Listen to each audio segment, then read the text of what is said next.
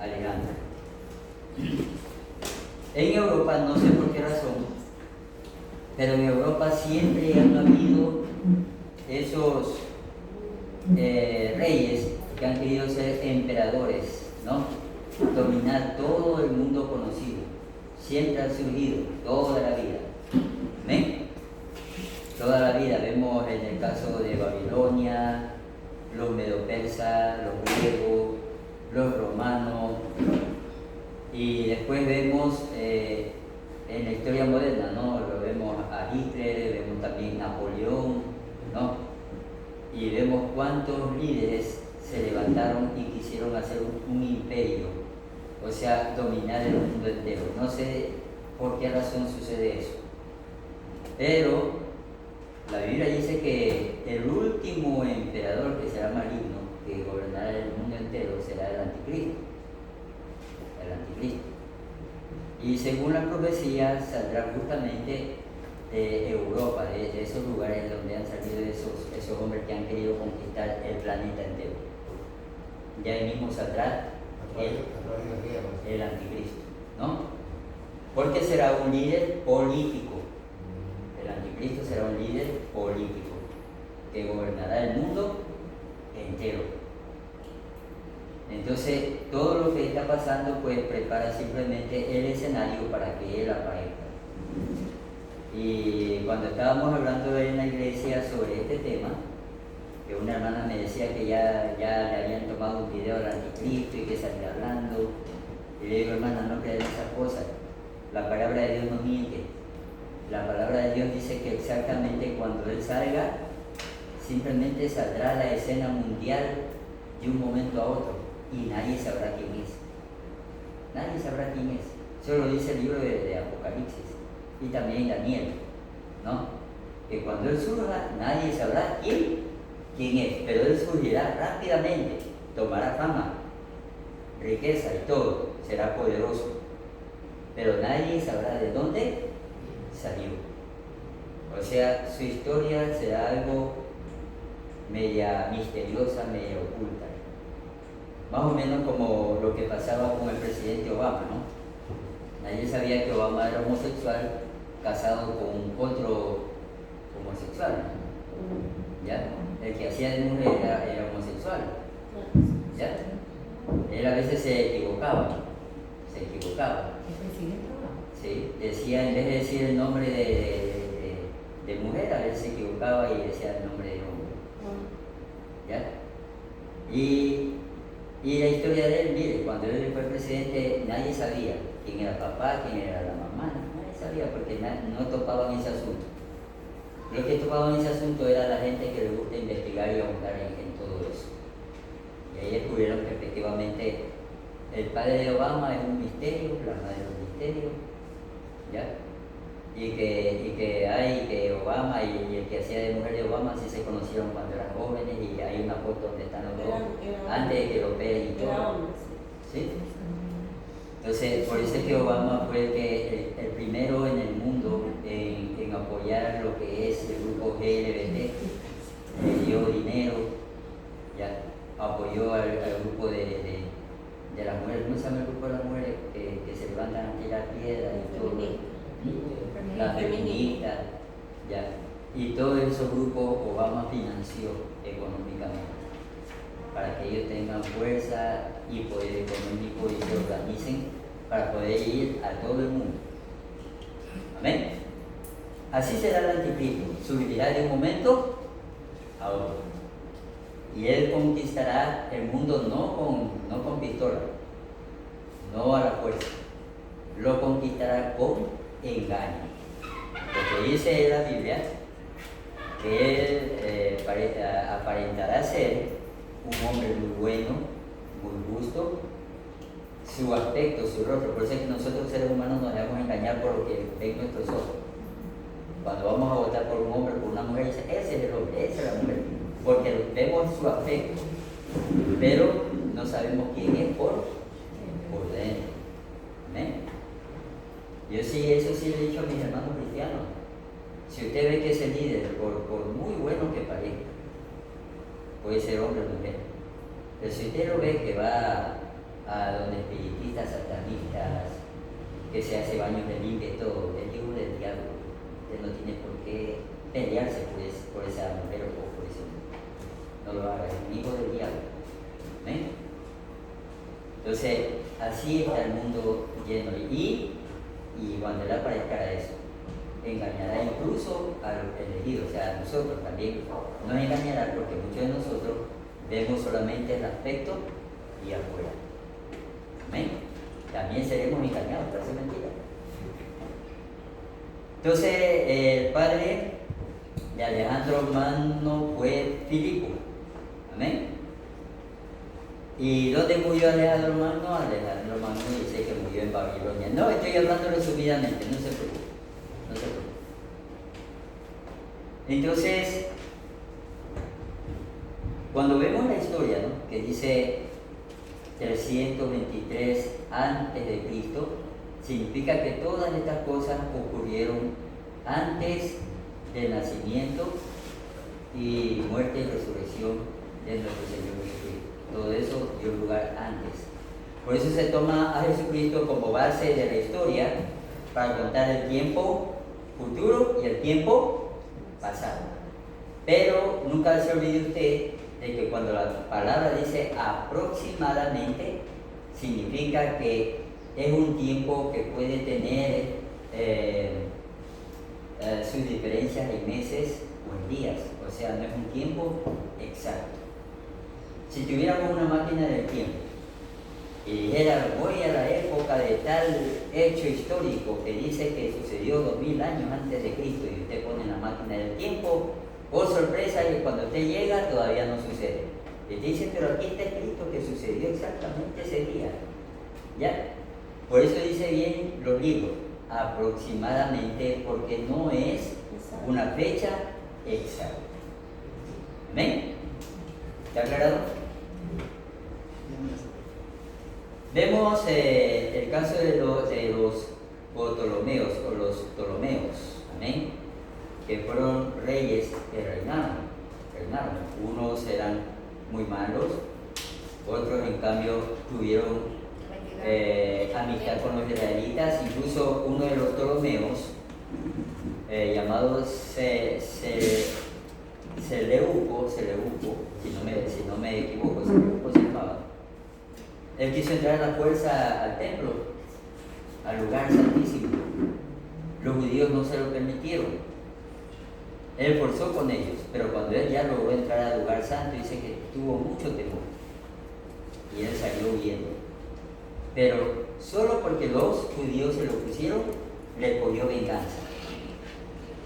Dice que metió a muchos judíos en un hipódromo con elefantes borrachos, con la intención de que esos elefantes maten a los judíos. Pero dice que los elefantes se volvieron en contra de la gente que estaba presenciando el hecho. O sea, se volvieron en contra de los romanos y no mataron judíos. Entonces él desistió de hacerle daño a los judíos, porque dijo, aquí está interviniendo el Dios de los judíos. Y efectivamente es verdad, ¿no? Porque cualquiera de esos elefantes borrachos pudo haber aplastado, así sea, a un poquito de judíos. Pero todos los elefantes se fueron contra los romanos, toditos. Ninguno aplastó a ningún judío. ¿Ven? Y fue justamente en la época de uno de los Ptolomeos donde se tradujo el Antiguo Testamento al griego. Todavía no existía el Nuevo Testamento. Entonces, ¿por qué aparece el Nuevo Testamento en griego? Porque cuando ya existió Jesús y sus apóstoles, ya se hablaba en griego en la época de Cristo. Ya se hablaba y se escribía y era una lengua obligatoria. ¿Sí me deben entender? En ese tiempo, en el tiempo de Cristo, era una lengua obligatoria. Entonces, si uno quería viajar a otro lugar para comunicarse, tenía que saber algo de griego. Y pelear como griego también, ¿no? Tener esa mirada desafiante de griego, todo lo de griego tenía que saber. Entonces fue escrita y eso favoreció para que muchos lugares conquistados por los griegos tengan esa curiosidad de leer el griego. ¿Se acuerda usted cuando uno de los apóstoles dice que se encontró con un eunuco? Amén. ¿Cómo se llamaba el que se encontró con un eunuco por el camino? Felipe. Con el etíope. Él estaba leyendo el Antiguo Testamento, seguramente en griego, porque él era etíope. Amén. Y ahí se acercó pues Felipe y le dijo, ¿por qué es lo que estás leyendo? No estaba leyendo el Nuevo Testamento porque todavía no existía el Nuevo Testamento.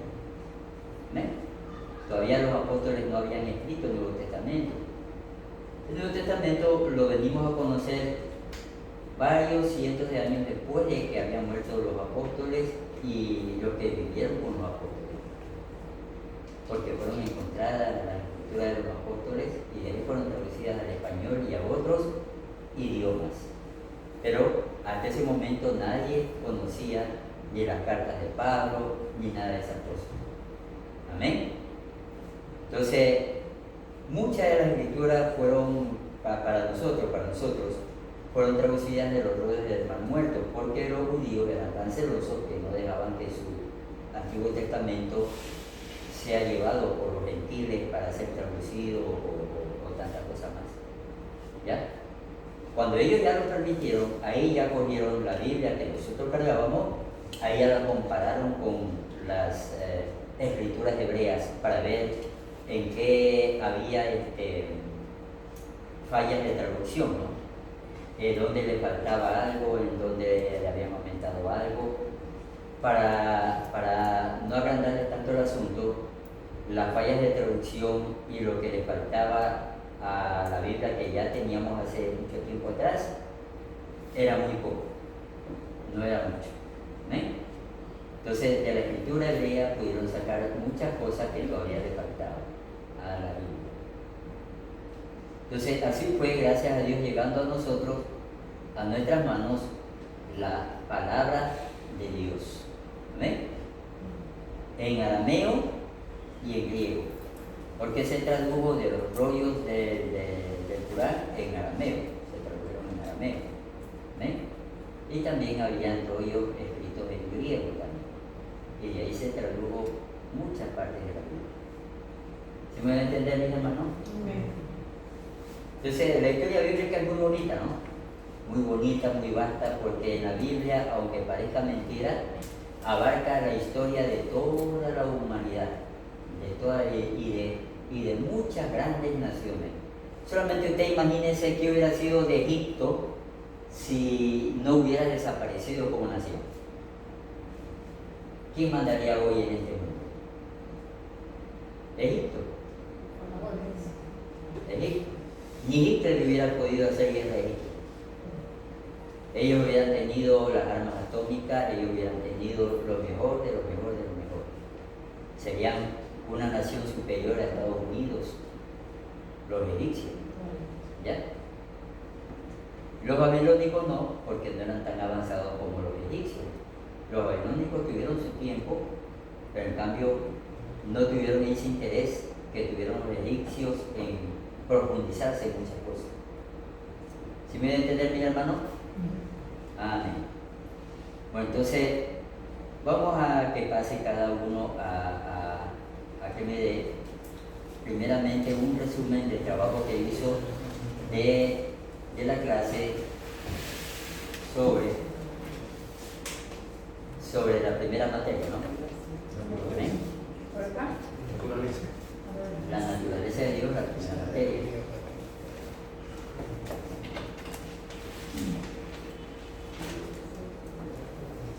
Sí, va a dejarse capturar el ritmo. Ya. Póngase de pie y eso resumen, pero no lea, si está leyendo ya. Es que yo lo hice ya, como digamos, la semana, entonces ya se me hace mucho. Pero algo se le... Pasarlo hoy día. Tuve full. Ya pues, de de la naturaleza de Dios en el Nuevo y Antiguo Testamento, en el Nuevo y en el Antiguo, dice, si tenían muchas otras ideas sobre la relación entre Dios y el mundo. Por ejemplo, Platón creía que el mundo era increado, ya, y eterno. Muchos agnósticos creían que el mundo provino de Dios como los rayos, la luz, y proviene del sol. Es lo que hemos dicho que es la relación entre Dios y el mundo. Es algo similar a la relación entre un ser humano y algo que haya creado. Isaías 45:8. Entonces, yo saqué más, pero es un pequeño resumen de ese pequeño. Pero en esa parte sí entendí bastante que incluso la relación que otras personas creían, como Platón y como otras, pensaban que eso había sido increíble, informal, digamos, ¿cómo que se dice? Increado el mundo. Ellos pensaban que nadie lo había creado, entonces solito se formó. Pero en viendo las cosas que han pasado, como la luz, el rayo, entonces se dieron cuenta que hay un Dios que sí había creado el mundo en esa parte. Entonces, cuando la palabra del Señor dice que la naturaleza, la misma naturaleza nos cuenta la gloria de Dios. A mí me gusta bastante ver esos temas científicos, a veces cuando tengo tiempo los veo. Es maravilloso. Decía un científico que él había investigado una mariposa y esas alas, ¿no?, los colores que tiene, brillan con la luz del sol, cómo cambian. Y él con el microscopio viendo, y él se quedaba admirado de ver cómo el ala de una mariposa tiene un diseño, como cuando usted le dice a una costurera, yo quiero que me haga esta clase de vestido y que tenga esto y este otro, un diseño único que no se repite en ningún otro animal, solamente en la ala de la mariposa está ese diseño. Ese diseño parecen pequeñas plumitas de gallina chiquititas, pero microscópicas. Y eran transparentes como el vidrio y tenían el mismo color. Lo increíble es que al pegar la luz solar, esas pequeñas hojitas en forma de plumitas de gallina dividían la luz solar a lo que les pegaba. Entonces ahí es donde nuestros ojos, en ciertas mariposas, vemos que sus alas toman un color verdoso, azulado, y claro que están volando así. No todas, pero algunas, que brillan, otras no brillan. ¿Ya? Entonces él se quedó fascinado y él dijo, esto es un diseño. Todo lo que nos rodea tiene diseño.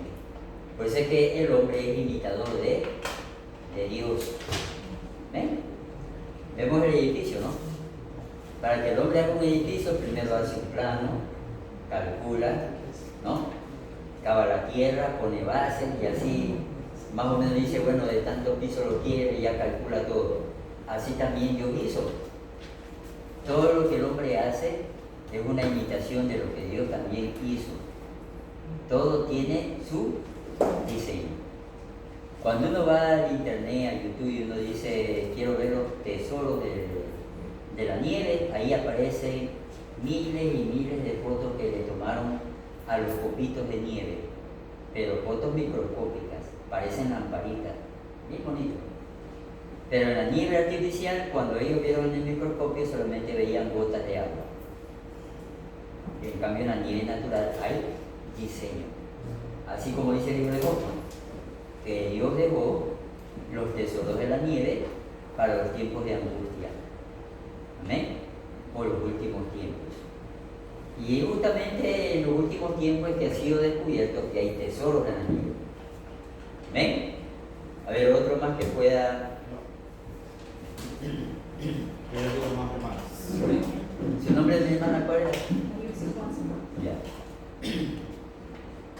David voy a exponer el segmento donde dice ritualismo y moralidad del pueblo de Israel. Los estudios mencionan que el pueblo de Israel fue implicado en este tema. Dios mismo lo implicó para que viviese bajo la ley de la Torá, la ley de Dios. Amén. Y lo sustenta en el Salmo 105, 45, que dice que Dios implicó al pueblo de Israel para que sea una nación. Para que sea una nación y para que guardase sus mandamientos y las cumpliese. También en Deuteronomio 7:9 también habla de que Dios guarda el pacto a quienes los aman. Y sucesivamente hubieron mandamientos, como en Éxodo 20, que habla de los 10 mandamientos, donde le implicó a Israel a que sus primeros 4 mandamientos eran relacionados al pueblo de Israel. Y los otros 6 mandamientos eran más a la parte religiosa y a la parte de la moralidad de los pueblos. Pero también aparte de esos mandamientos, habían otros, como los mandamientos donde que no deberían comer cosas impuras, donde había castigos fuertes para los criminales, hasta que fueron llevando esas leyes tan fuertes al ritualismo, donde ya fueron ellos no avanzaron más, se fueron confundiendo, sí, ellos fueron avanzando más en el ritualismo que en la moralidad. Es ahí cuando Dios envía al profeta Amos para que él esté denunciando todos esos acontecimientos de ritualismo y esté anulando. Y él fue el encargado de restablecer los cultos morales hacia el pueblo de Israel en ese tiempo. Este es mi explicación. ¿Es Milton Basilio? Sí. A ver, hermana. Hermano. Bendiciones, amor. Bueno, lo que me llamó la atención fue basado al tema de naturaleza de Dios mismo, como lo dice la materia, que dice que un creador se revela a sí mismo por su diseño o por lo que crea. Un ejemplo da, por ejemplo, si una modista dice que hace un modelo de ropa, lo hace a su manera, su diseño y es su marca. Hablando en diferentes áreas o en diferentes profesiones, pongámosle así, como usted decía, un ingeniero crea su propio edificio y le da su marca, su diseño, y ese diseño habla de quien lo creó. Y aquí lo que yo leía dice que Dios se revela de esa manera a sus hijos o a su pueblo, mostrando su diseño en donde, dice en la naturaleza. Por eso que dice que los judíos estaban y creían que la naturaleza estaba activa prácticamente en toda la creación de Dios y daba, se podría decir, una prueba fehaciente de que también hay un Dios poderoso. Y lo vemos también en el libro de Salmo 19 en adelante, donde dice: los cielos cuentan la gloria de Dios y el firmamento anuncia la obra de sus manos. Bueno, y así hay otros textos más que también pueden dar fe de esto. Y otra forma como Dios también se revelaba al pueblo de Israel era con sus hechos históricos, o sea, con acciones y poderíos, milagros, cosas como sobrenaturales. Amén. Que el pueblo de Israel pudo ser prácticamente testigo de lo que de pronto ahora, digo yo, dice la palabra de Dios: bienaventurados los que no vieron y creyeron. Ellos vieron todo eso. Para nosotros está escrito y está revelado lo que ya sucedió, pero ellos fueron testigos de esos hechos históricos, y de esa manera Dios se reveló al pueblo de Israel por medio de la creación, por medio de hechos históricos, por medio incluso hasta de su palabra, porque habló a muchos de ellos, se reveló incluso hasta en voz audible. Eso es lo que yo puedo dar. Imagínense algo maravilloso. La naturaleza revela la gloria de Dios en muchos aspectos. Veamos, por ejemplo, las nubes. Aunque parezca imposible de creer, pero sobre nuestras cabezas hay agua evaporada helada allá, porque es agua evaporada y helada. Esas nubes son toneladas, son miles o millones de toneladas de agua que hay sobre nuestras cabezas. Son toneladas, no es poquito. Es una inmensidad de agua. Si toda esa agua en un solo día se desatara, sí, desaparecerían muchos lugares costeros. ¿Ya? Pero Dios es sabio. Dios es sabio, Dios tiene el control de todas las cosas. Incluso se han dado hasta milagros, porque hay lugares donde ha llovido hasta peces. Y es un misterio, ¿no? Siempre hay un científico que se inventa, ¿no? Que explotó un volcán submarino y botó un chorro de agua y como estaba lloviendo ahí llegaron los peces. Pero si hubiera pasado eso, los peces llegaban muertos. Lo increíble es que los peces llegaban vivos. Vivos con la lluvia, ¿no? Es un milagro portentoso de Dios. Entonces, imagínese usted, si la naturaleza a veces no la comprendemos, no vamos nosotros tampoco a entender la naturaleza de Dios, que es algo que solamente Dios nos la revela en parte, porque no podemos tampoco entenderla totalmente. ¿Ven? Ni nosotros nos entendemos a veces. Y vamos a entender a Dios, imagínense. Ni nosotros. ¿Ven? A ver, otro hermano. Iba a hablar en breve de lo que es el nacionalismo y el universalismo. Ya. El pueblo de Israel con respecto a lo que es que Dios se presentó al pueblo de Israel, hubo varios movimientos, entre ellos el naturalismo, historia, pues está hablando algo usted y lo analiza y entramos ya a lo que es y lo que dijo el hermano del nacionalismo y la moralidad. Cuando hablamos del nacionalismo, el pueblo de Israel pudo y fue en realidad, llegó a la conclusión de que como Dios se le autorreveló por medio de experiencias, milagros poderosos, utilizando grandes prodigios con lo que es historia cronológica también, por medio de en Egipto cuando le sacó con mano poderosa, Dios se le manifiesta en el Sinaí, en el monte Sinaí, dándole mandamientos y lo escogió como un pueblo de él. Entonces pudo llegar a la conclusión del pueblo de Israel que era un pueblo escogido de él y que no había otro pueblo. En pocas palabras, que solo Dios, solo el pueblo de Israel era el único que Dios veía y que era el único entre todos los pueblos del mundo. Pero lo que estamos viendo, lo que nos enseñaba el texto, es que según el libro de Génesis capítulo 12, versículo 2 en adelante, dice que Dios le dijo a Abraham que en él serían benditas todas las naciones de la tierra. En pocas palabras, desde el principio, aunque el pueblo de Israel cayó en la conclusión de que solo Dios los veía a ellos, pero Dios en realidad estuvo interesado en primero autorrevelarse al pueblo de Israel y luego a la humanidad entera por medio del pueblo de Israel. Así es. Y Entonces, así sucedió. Entonces, por medio de este versículo podemos ver que Dios está interesado no solo en Israel, sino a nivel mundial, a toda la sociedad. Antes la Iglesia Católica nos enseñaba, antiguamente, a despreciar a los judíos. Pero justamente de los judíos, de los israelitas, es de donde viene la palabra de Dios. Jesucristo era judío, ¿sí o no? Jesucristo era judío. Solo que una vez yo le hablaba a los hermanos cuando reprendí lo que es la parte de las ofrendas. Decía, hermanos, le digo,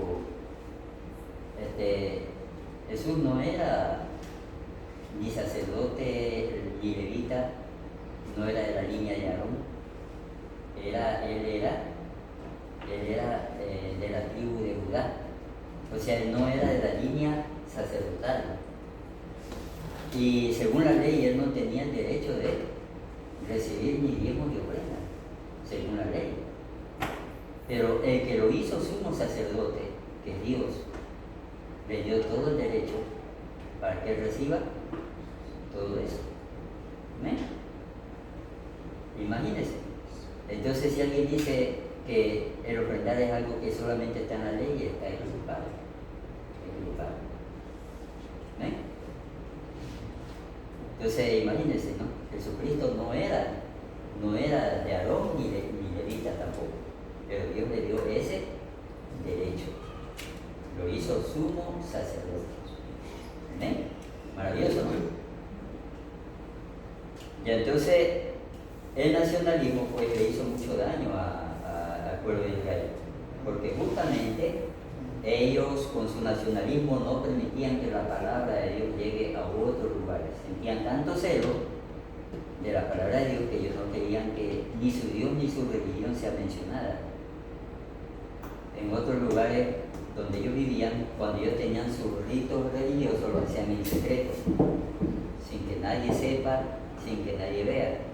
Para todos los demás eran judíos, pero no sabían en quién creían ni qué hacían. ¿Ven? Entonces, cuando a uno lo afecta mucho el nacionalismo, así es. Dios no quiera que en el futuro nosotros nos volvamos orgullosos, ¿no? Que algún día Ecuador llegue a ser una potencia sudamericana y se nos suba el orgullo, ¿no? Y miremos a los demás por debajo, eso es malo. Y eso ha pasado en muchas naciones. Y eso pasa, parece mentira, eso es ya parte de la naturaleza del ser humano. ¿Amén? Eso pasa en toda nación que llega a ser grande, empieza a sentirse superior a los demás. Entonces en ellos pasaba lo mismo. Se sentían superior a todos los demás. No todos, no todos, pero los que eran nacionalistas. ¿Amén? A ver, otra persona.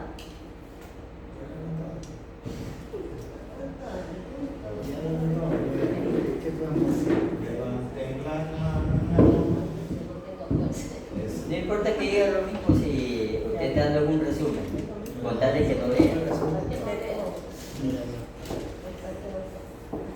Yo voy a seguir hablando del tema de Israel. Amén. Como ya habíamos visto en otros temas que Israel, el pueblo de Israel estaba acostumbrado a ver los grandes milagros, prodigios de Dios, y siempre con ese celo de que Jehová Dios pertenecía a ellos y no permitían, aunque el resto de la gente, de los vecinos, veían la gloria de Dios, pero ellos siempre estaban aferrados a Dios y no querían, como decimos nosotros, enseñarle a los demás.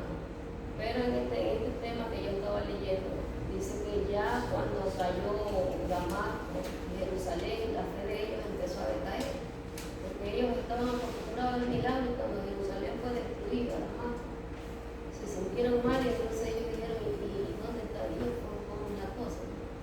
Entonces ahí Jehová Dios les mostró. No solamente era que exactamente Él se les mostraba ahí, sino que por la desobediencia del pueblo de Israel también vino la destrucción al templo. También estaba viendo un poco sobre las leyes que ellos tuvieron que cumplir, las leyes de Torah. Estas leyes, como ya sabemos nosotros, que pertenecen a los 5 libros pentateucos, ¿verdad? Entonces, en esas leyes de Torah había muchas más leyes que ellos tenían que aprender. Más siempre ellos estaban pendientes de aquellas leyes. Entonces, en esas leyes habían lo que hoy nosotros no tenemos. Habían más mandamientos, los cuales eran de resolver los crímenes, de comer cosas que en este tiempo nosotros decimos no debe hacerlo. Entonces ellos empezaron a darse cuenta que Jehová Dios estaba poniéndole los límites a ellos, porque ellos estaban creyendo solamente en lo que ellos decían, se enfocaban en eso y nada más. Podemos ver también que ahí sigue la conversión, donde nos señala que alarga toda la historia del pueblo de Israel.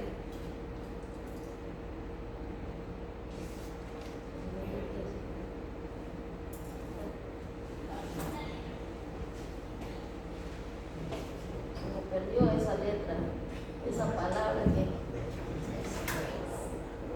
la tengo señalada.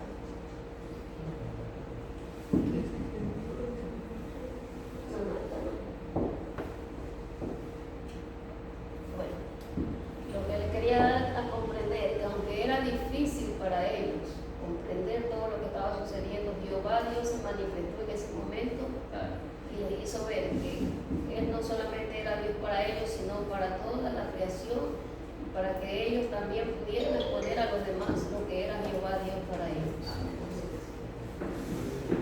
O sea, aquí hay dos cosas. Dios ya les había advertido varias veces lo que iba a pasar si ellos se apartaban de sus leyes. Pero aún así, cuando se apartaron y tuvieron las consecuencias, muchos de ellos dijeron, Dios no nos defiende, Dios no está con nosotros, ¿dónde está Dios? Porque ya se habían olvidado de que Dios ya les había advertido. ¿Ven? Y otra cosa más, que la ley de los israelitas, la que Dios les había dado, era una ley totalmente diferente a las leyes que gobernaban el mundo de ese entonces, a las naciones que les rodeaban, que eran leyes totalmente injustas, malas, perversas. Y en medio de eso Dios les había puesto una ley justa. ¿Ven? A ver, otro hermano. Ya mismo le doy 5 minutos de descanso. Para seguir con esto.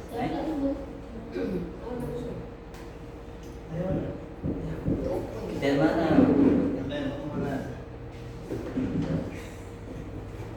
Amén, Dios le bendiga, pastor.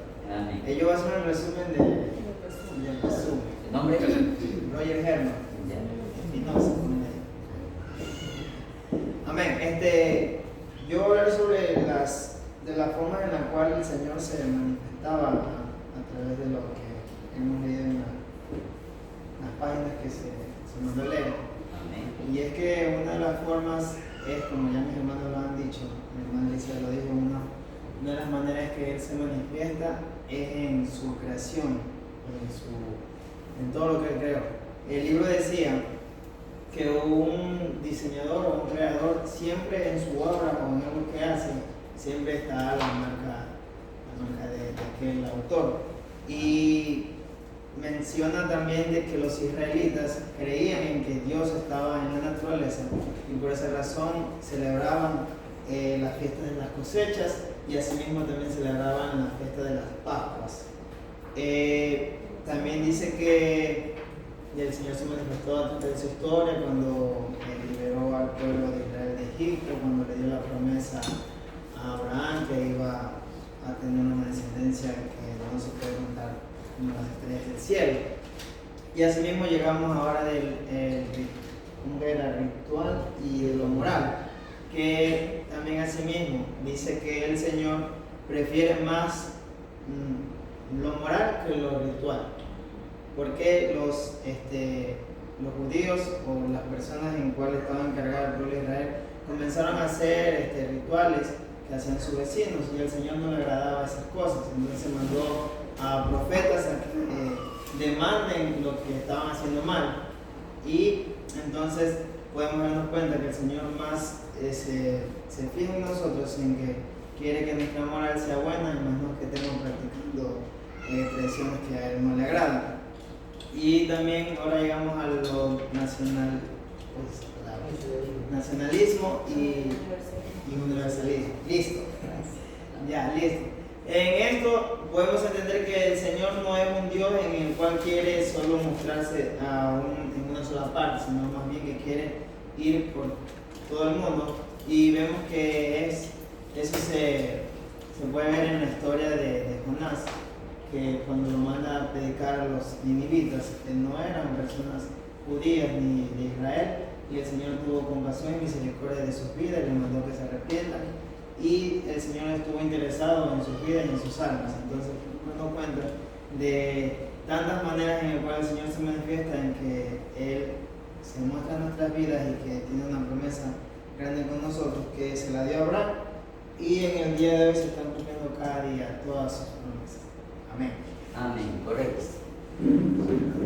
Dios ha hecho tan perfectas las cosas que hasta en la muerte todo es diferente.